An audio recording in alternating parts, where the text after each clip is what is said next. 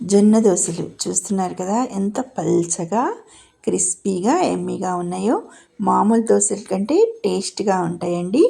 దాంట్లో కాస్త పల్లి చట్నీ, కొంచెం టమాటా చట్నీతో రెడీ చేసుకుంటే సూపర్ కాంబినేషన్.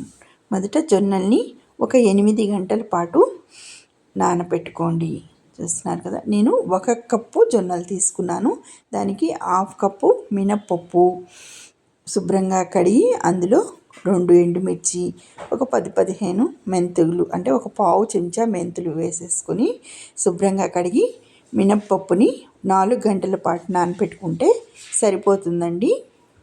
అలా వీలు కాని వాళ్ళు జొన్నలతో పాటు నానబెట్టుకోండి. జొన్నలు అయితే 8 అవర్స్ తప్పనిసరిగా నానాలి. నానిన మినపప్పుని ఒక మిక్సీ జార్లోకి తీసుకొని అందులో ఒక పావు కప్పు పల్చటి అటుకుల్ని వేసుకొని కొంచెం నీళ్ళు వేసుకొని మెత్తగా మిక్సీ వేసుకోండి. చూస్తున్నారు కదా, ఈ విధంగా మెత్తగా మినప్పిండిని మిక్సీ వేసుకొని దాన్ని ఒక గిన్నెలో వేసుకోండి.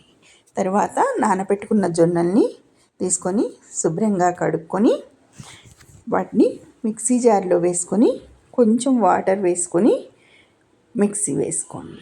ఇలా మిక్సీ వేసుకున్న తర్వాత మళ్ళీ కొద్దిగా నీళ్లు వేసి మళ్ళీ ఒకసారి పిండిని మెత్తగా మిక్సీ వేసేసుకోండి.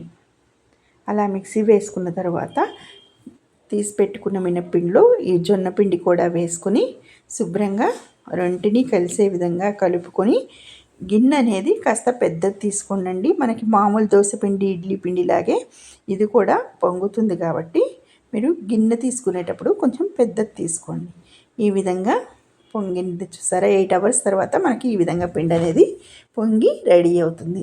అందులో రుచికి సరిపడా ఉప్పు వేసుకొని కలుపుకొని స్టవ్ మీద ప్యాన్ పెట్టుకొని ఆయిల్ వేసుకొని కొంచెం పిండి తీసుకొని మనం దోశ వేసుకున్నట్టు దీన్ని కూడా జొన్న దోశని కూడా చక్కగా పల్చగా వేసేసుకొని చుట్టూ కాస్త ఆయిల్ అనేది వేసుకొని దోశని బాగా ఎర్రగా కాల్చుకోండి.